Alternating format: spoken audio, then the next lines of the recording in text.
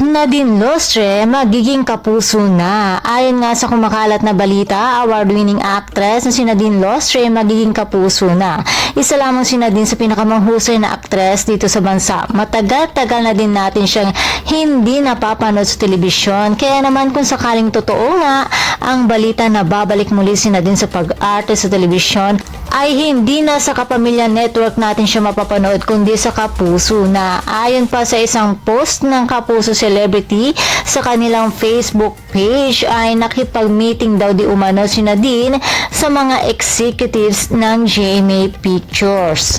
Naintriga din ang mga netizens sa post ni GMA SVP for Pictures and Public Affairs Nessa Valdillon sa online meeting nila with the Viva actress. Isa na daw kaya itong upcoming movie or teleserye mula sa Kapuso Film Arm.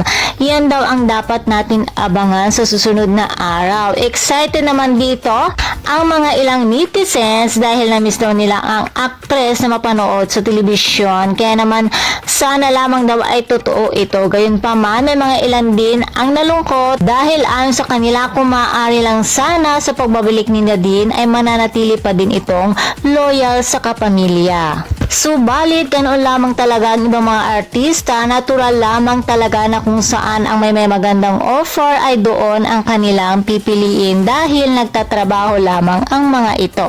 Kaya naman suportahan na lamang natin ang ating mga iniidolo, kapamilya man or kapuso. Kaya naman mga chikadoras, abangan na lamang natin ang latest news update kay Miss Nadine Lustre. And for more showbiz update, please don't forget to like, share, and subscribe my channel. Thank you for watching.